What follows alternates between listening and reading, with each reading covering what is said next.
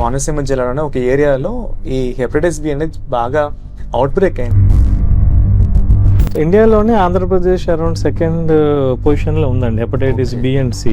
So hepatitis అనేది అసలు ఎలా వస్తుంది, దానికి కారణాలు ఏంటి చెప్తారా sir? Hepatitis B and C అనేవి కామన్గా సైలెంట్ కిల్లర్స్ లాగా ఉంటాయి. ఒక పర్సన్ నుంచి ఇంకో పర్సన్కి ఇన్ఫెక్షన్ ట్రాన్స్మిషన్ అయ్యే ఛాన్సెస్ ఎక్కువ ఉంటాయి. అది ఎప్పుడు వచ్చిందనేది తెలియకుండా ఉంటుంది చాలా కాలం. కొంతమంది లివర్ బాగా డ్యామేజ్ అయిన తర్వాత లేదా లివర్ క్యాన్సర్ వచ్చిన తర్వాత హాస్పిటల్కి రావడం జరుగుతుంది. పేషెంట్కి సమస్య ఉందని మోస్ట్ ఆఫ్ ద టైం తెలియదు. ఎంతో కాలంగా అది అట్లా డ్యామేజ్ చేస్తూ చేస్తూ చేస్తూ ఇది క్యాన్సర్లో కూడా మారే ఛాన్సెస్ మారుతుంది. వాళ్ళ బ్లడ్ రిలేషన్ ఫ్యామిలీ మెంబర్స్ అందరికీ చేయాలండి. పాజిటివ్ వస్తే ఎలా మేనేజ్ చేయాలని ఒక డ్రామాలోకి వెళ్ళిపోతుంటారు. హలో అండి, అందరికీ నమస్కారం. మన మెడిడ్ హాస్పిటల్లో ప్రతి వారం మనం తీసుకున్నటువంటి మెడ్ టాకీస్ కార్యక్రమానికి మీకు స్వాగతం. ప్రతి వారం కూడా మన హాస్పిటల్లో ఉన్న ప్రముఖ డాక్టర్స్తో మనం ఇంటరాక్ట్ అవుతూ ఉన్నాం. కామన్గా వచ్చే డిసీజ్ అన్ని కూడా మనం వాళ్ళతో డిస్కస్ చేయడం అండ్ వాళ్ళు అదే విధంగా మన సలహా జరుగుతూ ఉంది. అండ్ ఈరోజు మనతో మాట్లాడడానికి ఈరోజు మన డాక్టర్ గారు డాక్టర్ కేపీ కిషోర్ గారు వచ్చారు. Sir, welcome to the show sir. నమస్తే. సో ఈరోజు మనం సార్తో ఈ లివర్కి సంబంధించిన విశేషాల గురించి మనం మాట్లాడుకుందాం. సో చాలామంది అనుకుంటూ ఉంటారు ఏంటంటే గ్యాస్ట్రోఎంట్రాలజిస్ట్ అంటే కేవలం గ్యాస్ట్రిక్ సమస్యలు లేదా గట్టు మాత్రం చూస్తారనుకుంటారు, కానీ బట్ యాక్చువల్లీ సార్ డిపార్ట్మెంట్లో వచ్చేసి హెపటాలజీ అనేది ఉంటుంది. హెపటాలజీ అంటే లివర్ అంటాం మనం. సో ఈరోజు మనం కంప్లీట్గా లివర్లో అసలు ఎటువంటి డిసీజెస్ రావచ్చు, ఎటువంటి వ్యాధులు రావచ్చు అనే విషయం మనం డిస్కస్ చేద్దాం. నమస్తే అండి, నా పేరు డాక్టర్ కిషోర్, మెడికల్ గ్యాస్ట్రోఎంట్రాలజిస్ట్, మన అమలాపురం మెడియునైటెడ్ హాస్పిటల్లో. సో గ్యాస్ట్రోఎంట్రాలజిస్ట్ అనే డిపార్ట్మెంట్ కేవలం మనం స్టమక్ కానీ ఇంటెస్టైన్స్ కానీ ఇవే కాకుండా జీర్ణకోశ వ్యవస్థకు సంబంధించిన లివర్ కానీ లేదా మధుమేహ గ్రంథి అంటాం, ప్యాంక్రియాస్ కానీ వీటన్నిటికి సంబంధించిన ఆరోగ్య సమస్యలన్నీ కూడా మనం చూస్తూ ఉంటామండి. అందులో లివర్ కూడా ఒక భాగమే. ఈ యొక్క అవగాహన లేకపోవడం వల్ల చాలామంది లివర్ గురించి పట్టించుకోకుండా మానేస్తున్నారు సార్. బట్ యాక్చువల్లీ చూసుకుంటే లివర్ అనేది ఒక సైలెంట్ కిల్లర్ అయిపోయింది. అంటే సాధారణంగా అందరూ హార్ట్ అనుకుంటారు లేదా బ్రెయిన్లో స్ట్రోక్ అనుకుంటారు, బట్ లివర్ అనేది కూడా దానికి డ్యామేజ్ అయినా ఏదైనా ఇన్ఫెక్షన్ వచ్చినా సరే సైలెంట్ కిల్లర్ అవుతూ ఉంది. సార్, ఇప్పుడు లివర్కి సంబంధించి కామన్గా మనం చూస్తే కనుక హెపటైటిస్ అనే ఒక వ్యాధి ఉంది. సో హెపటైటిస్ అనేది అసలు ఎలా వస్తుంది, దానికి కారణాలు ఏంటి చెప్తారా సార్? హెపటైటిస్ అనేది సాధారణంగా వైరస్ వల్ల వచ్చే ఇన్ఫెక్షన్, స్పెసిఫిక్గా లివర్కి వచ్చే ఇన్ఫెక్షన్ అండి. రకరకాల వైరసెస్ ఉంటాయి. అందులో కొన్ని హెపటైటిస్ ఏ అని, బి అని, సి అని, ఈ అని మనం కామన్గా చూసే ఇన్ఫెక్షన్స్. ఇవి ఏ అండ్ ఈ అనేవి ఒక్కసారిగా వచ్చేవి. పేషెంట్స్కి జనరల్గా పచ్చకామెర్లు, జ్వరము, వాంతులు, విరోచనాలు ఇలాంటివి వచ్చే అవకాశం ఉంటుంది. యాక్చువల్గా మీరు అంటున్నారు కదా సైలెంట్ కిల్లర్ అని, అందులో హెపటైటిస్ బి అండ్ సి అనేవి కామన్గా సైలెంట్ కిల్లర్స్ లాగా ఉంటాయి. అంటే ఎక్కువ కాలము ఈ ఇన్ఫెక్షన్ ఉందనే విషయం పేషెంట్స్కి తెలియదు. వ్యాధి ముదిరిన తర్వాత వాళ్ళు హాస్పిటల్కి వచ్చే అవకాశాలు ఎక్కువగా ఉంటాయండి, ఎస్పెషల్లీ బి అండ్ సితో. సార్, సో వైరస్ వల్ల ఈ మనకి వ్యాధి వస్తుంది సార్. ఇప్పుడు నిజంగా కనుక ఒక పేషెంట్కి హెపటైటిస్ ఏబి కానీ లేదా సిఈ కానీ ఇవి కనుక వస్తే వాళ్ళకి వచ్చే కంప్లైంట్స్ ఎట్లా ఉంటాయి సార్? పేషెంట్ ఏ కంప్లైంట్స్ రావచ్చు? యూజువల్గా పేషెంట్స్ కంటే ఈ కళ్ళు పసుపుగా అవ్వటం కానీ, యూరిన్ పసుపు రంగులో వెళ్ళటం కానీ, కొంతమందికి దురదలు రావడము లేదా తలనొప్పి, ఒళ్ళు నొప్పులు, వాంతులు, విరోచనాలు లాంటివనేవి ఉంటాయండి. ఈ జ్వరం అనేది సాధారణంగా ఈ 2 వారాల ముందే వస్తుంది. ఈ పచ్చకామెర్లు, ఈ యూరిన్ పసుపు అవ్వటానికి ముందే వస్తుంది. సో ఈ లక్షణాలు ఉన్నప్పుడు ఇమీడియట్గా మనం గ్యాస్ట్రోఎంట్రాలజిస్ట్ని కలిస్తే తొందరగా డయాగ్నోసిస్ అనేది అవుతుంది. సార్, ఇప్పుడు వైరస్ అనేది పలు రకాలుగా ట్రాన్స్మిషన్ అవ్వచ్చు కదా సార్. సో ఇప్పుడు ఒక పర్సన్ నుంచి ఇంకో పర్సన్కి ఈ హెపటైటిస్ వైరస్లు అనేవి ట్రాన్స్మిషన్ అవుతాయి సార్? అవుతుందండి. అది ఎట్లా? సో యూజువల్గా మనం హెపటైటిస్ ఏ కానీ ఈ కానీ తీసుకుంటే దాన్ని faeco oral root of transmission అని అంటామండి. ఫీకో ఓరల్ రూట్ అంటే మనం తినే ఆహారం కానీ లేకపోతే త్రాగే మంచినీళ్ళు కానీ క్లీన్గా లేకపోతే ఒక పర్సన్ నుంచి ఇంకో పర్సన్కి ట్రాన్స్మిషన్ అయ్యే ఛాన్సెస్ ఎక్కువగా ఉంటాయి. Okay sir. లేదా మనం హెపటైటిస్ బి అండ్ సి తీసుకుంటే కనుక సాధారణంగా ఇది వర్టికల్ అండ్ హారిజాంటల్ ట్రాన్స్మిషన్ అని 2 మెడికల్ టర్మ్స్ ఉంటాయండి. వర్టికల్ ట్రాన్స్మిషన్ అంటే మదర్ నుంచి బేబీకి అవ్వడము. హారిజాంటల్ ట్రాన్స్మిషన్ అంటే పర్సన్ టు పర్సన్ అండి. యూజువల్గా బ్లడ్ కానీ బ్లడ్ ట్రాన్స్ఫ్యూజన్ ప్రొడక్ట్స్ కానీ లేదా నీడిల్ ఇంజురీస్ కానీ టాటూయింగ్ కానీ ఓకే ఇలాంటివి జరిగినప్పుడు ఒక పర్సన్ నుంచి ఇంకో పర్సన్కి ఇన్ఫెక్షన్ ట్రాన్స్మిషన్ అయ్యే ఛాన్సెస్ ఎక్కువ ఉంటాయి. ఆబ్వియస్గా సార్ మీరు వైరస్ వల్ల ఇది ట్రాన్స్మిషన్ అన్నారు కాబట్టి సో ఇవన్నీ మనం చెక్ చేసుకుని ఉండాలి. అండ్ మీరు చెప్పిన దాంట్లో interesting fact A and D అనేవి ఫేక్ ఓవరల్లో ట్రాన్స్మిషన్ అవుతుందని చెప్పారు కదా సార్. బట్ మీరు ఇందాక మీరు చెప్పారు అది ఒకసారి వస్తుంది అండ్ అది ట్రీట్ చేస్తే నయం అవుతుంది అంటారా? అవుతుంది. So but వెరాస్ compare to BC మాత్రం అవి యూజువల్గా డిటెక్షన్ లేట్ అవుతుంది. హెపటైటిస్ ఏ తీసుకుంటే కనుక యూజువల్గా ఒకసారి వస్తాయి మళ్ళీ తిరిగి రావండి. BNC తీసుకుంటే కనుక అవి సైలెంట్ కిల్లర్స్. అది ఎప్పుడు వచ్చిందనేది తెలియకుండా ఉంటుంది చాలా కాలం. కొంతమంది లివర్ బాగా డ్యామేజ్ అయిన తర్వాత లేదా లివర్ క్యాన్సర్ వచ్చిన తర్వాత హాస్పిటల్కి రావడం జరుగుతుందండి. మన పేషెంట్స్కి లైక్ మన ఆడియన్స్కి అర్థమయ్యేటట్టుగా అసలు ఈ hepatitis B and C virus అనేది లివర్ని ఎలా డ్యామేజ్ చేస్తుంది, ఏమేమి మార్పులు చేయడం వల్ల లివర్లో ఆ సంకేతాలు వస్తాయి అండ్ ఆ సిమ్టమ్స్ ఎట్లా బయటపడతాయి ఒకసారి ఎక్స్ప్లెయిన్ చేస్తారు. యూజువల్గా హెపటైటిస్ ఒకసారి ఇవి బ్లడ్లో ఎంటర్ అయిన తర్వాత స్పెసిఫిక్గా లివర్ని రీచ్ అయ్యి లివర్లో సెల్ లోపల ఇంటర్నలైజ్ అయిపోతాయండి. ఇంటర్నలైజ్ అయిపోయిన తర్వాత అవి లివర్ డ్యామేజ్ని స్టార్ట్ చేస్తాయి. ఇన్ఫ్లమేషన్ అని అంటాం, క్రానిక్ ఇన్ఫ్లమేషన్ అంటే కొద్దిగా లివర్ సెల్స్ని డ్యామేజ్ చేస్తూ ఉంటుంది. ఆ డ్యామేజ్కి లివర్ సెల్ రెస్పాన్స్ ఎలా ఉంటుందంటే ఉండే కొద్ది ఫైబ్రోసిస్ అంటే లివర్ గడ్డ కట్టినట్టుగా అయిపోతుంది. అలా సంవత్సరాల తరబడి క్రానిక్ ఇన్ఫ్లమేషన్ అనేది రన్ అవటం వల్ల లివర్ కంప్లీట్గా డ్యామేజ్ అవడము, ఒకసారి కంప్లీట్గా డ్యామేజ్ అయిపోయిన తర్వాత అందులో క్యాన్సర్ రావడం లాంటివి జరుగుతాయండి. సో అంటే ఇవి క్రానిక్ ఇన్ఫ్లమేషన్ అనేది సైలెంట్ కిల్లర్. పేషెంట్కి సమస్య ఉందని మోస్ట్ ఆఫ్ ద టైం తెలియదు. లేదా వాళ్ళకి ఎలాంటి లక్షణాలు ఉంటాయంటే కనుక ఈజీ ఫెటిగబిలిటీ, ఊరికే అలసిపోవడము, ఆకలి లేకపోవడము, లేదా బరువు తగ్గడము, కొంతమందికి పచ్చకామెర్లు అవి రావడము, ఇలాంటి లక్షణాలు ఎక్కువగా ఉంటాయండి సార్. సో ఇప్పుడు వైరస్ అటాక్ చేస్తే కనుక లివర్ డ్యామేజ్ అవుతుంది.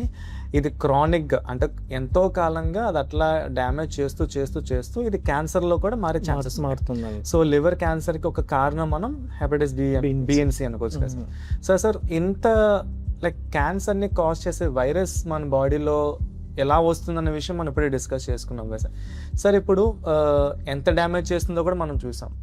బట్ ప్రివెంట్ చేయడానికి ఏమైనా మనకు మార్గాలు ఉన్నాయంటారు? సో యూజువల్గా హెపటైటిస్ B అనేది మనకి యూనివర్సల్ ఇమ్యునైజేషన్ ప్రోగ్రాంలో వ్యాక్సినేషన్ ఉందండి. ఆ వ్యాక్సిన్ కరెక్ట్గా తీసుకోవడం వల్ల చాలా వరకు మనం హెపటైటిస్ B ఇన్ఫెక్షన్ని కంట్రోల్ చేయగలం, అంటే ప్రివెంట్ చేయగలం. వేరేస్ హెపటైటిస్ C తీసుకుంటే ఎక్కడ వ్యాక్సినేషన్ అనేది లేదండి. సో హెపటైటిస్ C డిటెక్ట్ చేయడం అనేది చాలా ఇంపార్టెంట్. దానికి ప్రాపర్గా ట్రీట్మెంట్ తీసుకోవడం కూడా చాలా ఇంపార్టెంట్ అండి.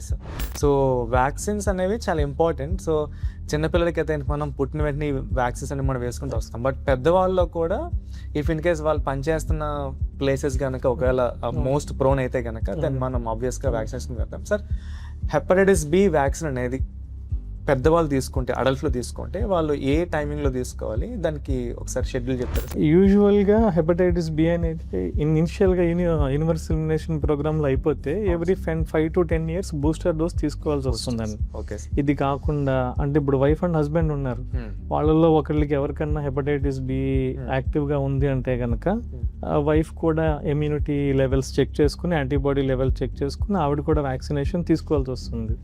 లేదా మెయిన్ హెల్త్ కేర్ వర్కర్స్ కానీ ఎవరైనా నీడిల్ స్టిక్ ఇంజురీస్ అవి అయినప్పుడు ఈ పాజిటివ్ పేషెంట్ తోటి వాళ్ళు కూడా ఇమ్యూనిటీ లెవెల్ చెక్ చేసుకుని యాంటీబాడీ తీసుకోవాల్సి వస్తుందండి. Okay sir. సో సార్ ఇప్పుడు వైఫ్ అండ్ హస్బెండ్ కూడా ట్రాన్స్మిషన్ అవుతుందని చెప్పారు కదా సార్. సో ఇది సెక్షువల్లీ ట్రాన్స్మిషన్ డిసీజ్ అనుకోవచ్చు సార్? అవునండి, సెక్సువల్లీ ట్రాన్స్మిట్ డిసీషన్ బాడీ ఫ్లూయిడ్స్ తో పర్సన్ అండ్ పర్సన్ ట్రాన్స్మిట్ అవుతుంది. ఒకవేళ మనం డిటెక్ట్ చేయాలనుకుంటే సార్ ఏదైనా బ్లడ్ టెస్ట్ చేసి మనం ఈ వైరస్లో ఉన్నాయి లేదని చెక్ చేసుకోవచ్చు అంటారు? యూజువల్గా హెపటైటిస్ B, C రెండింటికి కూడా ర్యాపిడ్గా చేసే టెస్ట్లు ఉన్నాయండి. Within half an hour result వస్తుంది.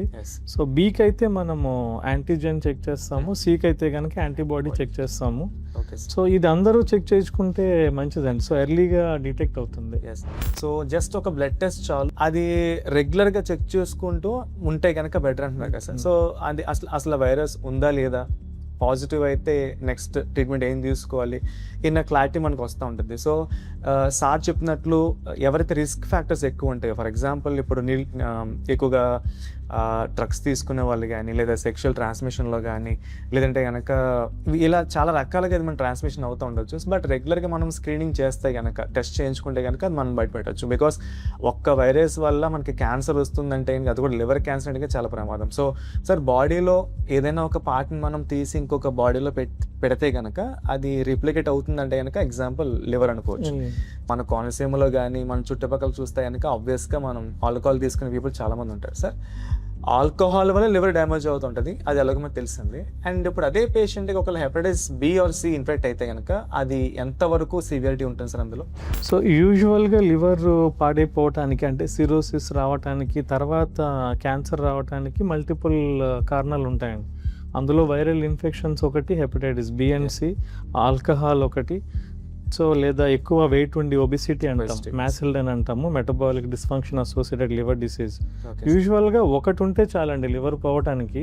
సో ఇవి యాడ్ ఆన్ అవుతాయి అనమాట, ఒకదానికొకటి. ఆల్కహాల్కి వైరస్ యాడ్ అయ్యి మనం కొంచెం ఎర్లీగా లివర్ డ్యామేజ్ అవ్వడము లేదా సివియారిటీ ఎక్కువ ఉండడం కూడా ఎక్స్పెక్ట్ చేయొచ్చు. సో ఆల్కహాల్ తీసుకున్న వాళ్ళకి ఖచ్చితంగా వాళ్ళు స్క్రీనింగ్ డెఫినెట్గా చెక్ చేయించుకోవాలి సార్. యూజువల్గా సార్, అంటే నేను చూసిన ఓపీడీస్లో సార్, నాకు చాలామంది డీసీఎల్డీ కేసు వస్తూ ఉంటాయి. ఫర్ ఎగ్జాంపుల్ అంటే లివర్ బాగా పాడైపోయి, కడుపు ఉబ్బిపోయి, సో నీరు పెట్టేసి వస్తూ ఉంటారు. సో వాళ్ళకి అప్పుడు ఖచ్చితంగా మీరు ఈ స్క్రీనింగ్ చేస్తూ ఉంటారు. బికాస్ ఈ వైరస్ ఉంటే కనుక ఇంకా మనం ప్రోగ్నోసిస్ మనం చెప్పలేము కాబట్టి సార్. సో అట్లా తీసుకుంటే కనుక ఇప్పుడు మీరు మీ ఎక్స్పీరియన్స్లో ఆల్కహాల్ తీసుకుని లివర్ డ్యామేజ్ అయిన పేషెంట్స్కి అండ్ హెపటైటిస్ బి ఒకటి మాత్రమే ఉండి లివర్ డ్యామేజ్ పేషెంట్స్కి మనం ఏ వేరియేషన్ ఇవ్వగలుగుతారు సార్? అంటే ఎవరిలో సివియారిటీ ఉందంటారు? యూజువల్గా ఇది లివర్ పాడవడం అనేది మీకు ఎర్లీ స్టేజెస్లోనైతే కొంచెం ఆకలి లేకపోవడము, లేదా బరువు తగ్గడము, అలసట అనేవి ఎక్కువగా ఉంటాయి. మీరు చెప్పినట్టుగా లివర్ కంప్లీట్గా డ్యామేజ్ అయిపోతే ఇలా పొట్టులో నీళ్లు రావటం కానీ, పచ్చకామెరలు రావటం కానీ, కాళ్ళ వాపులు రావటం కానీ ఇలాంటివి జరుగుతాయండి. Okay sir. సో ఈ కాంబినేషన్ అవి ఉన్నప్పుడు మనము ఇంకా ఎక్కువ డ్యామేజ్ ఎక్స్పెక్ట్ చేయొచ్చు. సో ఆల్కహాల్ మీరు తీసుకుంటుంటే కనుక ఆబ్వియస్గా లివర్ డ్యామేజ్ అవుతుంది.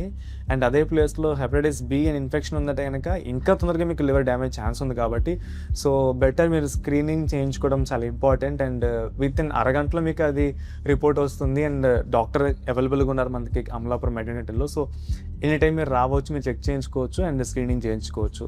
సార్ పర్సనల్గా సార్ నేను యాక్చువల్లీ ఒక షేర్ చేద్దాం అనుకుంటున్నాను సార్.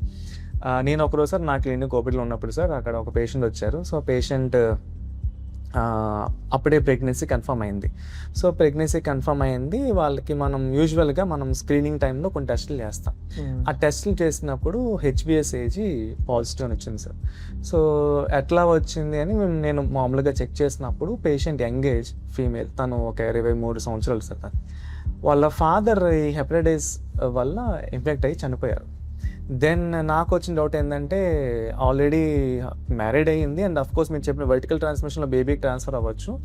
అండ్ దట్టు వాళ్ళ హస్బెండ్ కూడా మనం స్క్రీన్ చేయాలి కాబట్టి సో నేను వాళ్ళ హస్బెండ్తో మాట్లాడి మీరు స్క్రీనింగ్ చేయించుకున్నప్పుడు సార్ లైక్ ఇద్దరికి కూడా పాజిటివ్స్ వచ్చినాయి. దెన్ నేను వాళ్ళు వెంటనే మీకు రిఫర్ చేశాను. మీరు వాళ్ళని చూసినప్పుడు ఏమన్నారంటే బేబీ పరంగా అయితే కనుక నో ఇష్యూ, అది మీరు మేనేజ్ చేసుకోవచ్చు ప్రెగ్నెన్సీ అన్నారు. అండ్ వెరాజ్ హస్బెండ్కి ఆ విషయం తెలియదు and he got shocked because మెంటల్గా చాలా డిప్రెస్ అయ్యాడు కూడా ఆ టైంలో.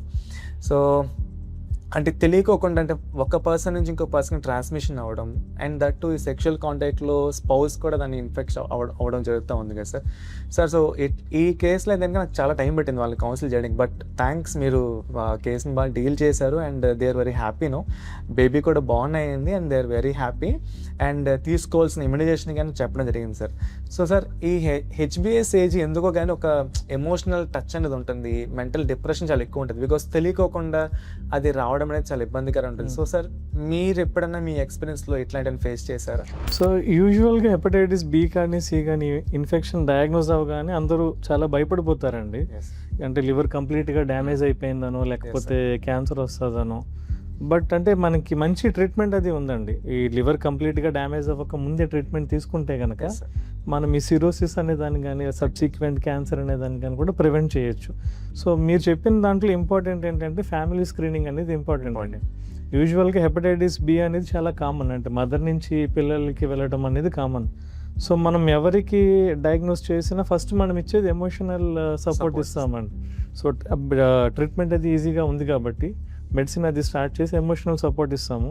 Yes sir. ఫ్యామిలీ స్క్రీనింగ్ అనేది చాలా ఇంపార్టెంట్ అండి. ఒక ఫ్యామిలీలో ఎవరికైనా వస్తే వాళ్ళ బ్లడ్ రిలేషన్ ఫ్యామిలీ మెంబర్స్ అందరికీ చేయాలండి.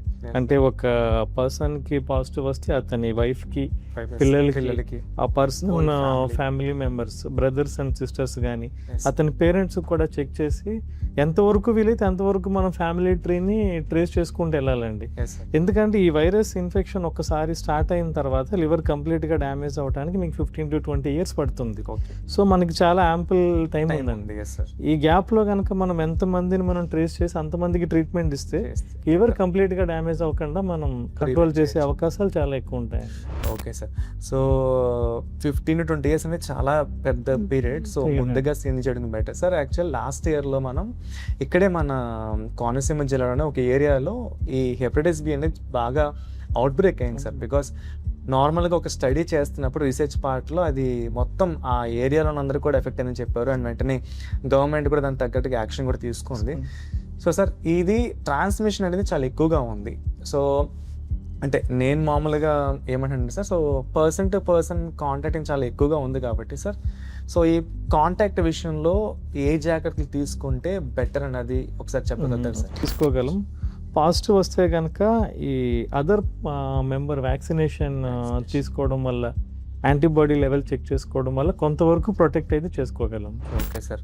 Sir thank you so much sir. Because in depth ఈ నాలెడ్జ్ అనేది మిస్ అవుతున్నారు జనాలు. సో చాలామంది భయం ఏంటంటే హెపటైటిస్ చెక్ చేయించుకోవడానికి భయపడుతూ ఉంటారు. బికాస్ పాజిటివ్ వస్తే ఎలా మేనేజ్ చేయాలని ఒక ట్రామాలోకి వెళ్ళిపోతుంటారు. బట్ స్టిల్ అది పాజిటివ్ వచ్చినా పర్వాలేదు, we can manage with the medicines అని అంటున్నారు. అండ్ దట్ టు ఇది క్యాన్సర్గా మారడానికి అంటే లివర్ కంప్లీట్గా డ్యామేజ్ అవ్వడానికి ఒక 15 సంవత్సరాల దాకా టైం పెట్టే ఛాన్స్ ఉంది. సో ఆబ్వియస్గా మీరు స్క్రీనింగ్ చేయించుకోవడం మంచిది. అండ్ ఇఫ్ పాసిబుల్ వ్యాక్సినేషన్ ఎట్లాగో ఉంది, సో వ్యాక్సిన్స్ మీరు వేయించుకున్నా పర్లేదు. సో సార్ చెప్పినట్టు చిన్నప్పుడు మీకు వ్యాక్సిన్స్ అనేవి ఇచ్చి ఉంటాయి కనుక మీరు అడల్ట్ ఏజ్లో ఉన్నారు కాబట్టి మీరు బూస్టర్ డోస్ తీసుకుంటే కనుక సరిపోతుంది. అండ్ జాగ్రత్తల విషయంలో కొన్ని జాగ్రత్తలు అని, బికాస్ అందులో ఇఫ్ ఇన్ కేస్ మీకు ఏమైనా కట్ అయినా, ఇంజురీ అయినా, లేదంటే ఏమైనా అల్సర్లు కానీ ఏమన్నా మీకు ఏమైనా కట్స్ ఎక్కువ అవుతున్నాయి అనుకుంటే కనుక ఖచ్చితంగా మీరు ఒక్కసారి ఇయర్లీ చెకప్లో మీరు ఈ వైరస్ కూడా స్క్రీన్ చేసుకోవడం మంచిది. సో మీకు ఎటువంటి కంప్లైంట్ ఉన్నా ఈ లివర్ సంబంధించి, ముఖ్యంగా హెపటైటిస్ సంబంధించి మీకు కానీ మీ ఫ్యామిలీలో కానీ మీకు తెలిసిన వాళ్ళు కానీ ఎవరికైనా సరే హెపటైటిస్ ఉంది అంటే కనుక చెప్పడానికి భయపడతారు. It's okay, we can understand that. But మీరు దాన్ని నిర్లక్ష్యం చేయకుండా మన దగ్గరలో ఉన్న మన మెడికల్ హాస్పిటల్ అమలాపురంలో డాక్టర్ కిషోర్ గారు ఎప్పుడు మీకు అందుబాటులో ఉంటారు. సో మీరు సార్ని కలవచ్చు. అండ్ ఇంత బాగా ఎక్స్ప్లెయిన్ చేశారు కాబట్టి మీకు అర్థమైంది. సో దాన్ని ఎట్లా మేనేజ్ చేయొచ్చు అనే విషయాన్ని. So please, prevention is also better than cure. కాబట్టి ఇయర్లీ స్క్రీనింగ్ చేయించుకోవాలి. ఇఫ్ ఇన్ కేస్ పాజిటివ్ వస్తే భయపడాల్సిన పని లేదు, ట్యాబ్లెట్లో మేనేజ్ చేయొచ్చు. సార్ ఫైనల్గా ఇంకేమైనా మీరు చెప్పాలనుకుంటారు సార్ హెపటైటిస్? అంటే హెపటైటిస్ బి అండ్ సి అనేది క్రానిక్ ఇన్ఫెక్షన్ అండి, ఒక్కసారిగా అయ్యేది కాదు. సో అందరూ చేయించుకుంటే మంచిదండి. స్క్రీనింగ్ టెస్ట్ అనేది చాలా ర్యాపిడ్ టెస్ట్, మీకు 30 minutesలో రిపోర్ట్ వస్తుంది. అందరూ చేయించుకోవడం వల్ల లివర్ డ్యామేజ్ అవ్వక ముందే మనం డిటెక్ట్ చేసి ట్రీట్మెంట్ చేసుకోగలిగితే కనుక, పూర్వకాలంలో అయితే ఇంతకుముందు అన్ని ఇంజెక్షన్స్ ఉండేవండి, వీక్లీ ఇంజెక్షన్స్. అంటే పేషెంట్ కంప్లైంట్స్ కూడా అంత ఈజీ ఉండదు. ఇప్పుడు ట్యాబ్లెట్స్ వచ్చేసినాయండి. సో బెటర్ ట్రీట్మెంట్ అయితే ఉంది. ట్రీట్మెంట్ ఇవ్వడం వల్ల అట్లీస్ట్ లివర్ కంప్లీట్గా డ్యామేజ్ అవ్వకుండా ఉండడం, క్యాన్సర్ రాకుండా ఉండడం నుంచి మనం కాపాడుకోగలం. Thank you sir. Thank you so much sir. So చూసారు కదా, ఈరోజు మనం లివర్ గురించి, అందులో లివర్ ఇన్ఫెక్షన్ అయిన హెపటైటిస్ వైరస్ గురించి మనం వినడం జరిగింది. సో కమింగ్ వీక్ ఇంకొక టాపిక్తో కలుద్దాము. And thank you so much.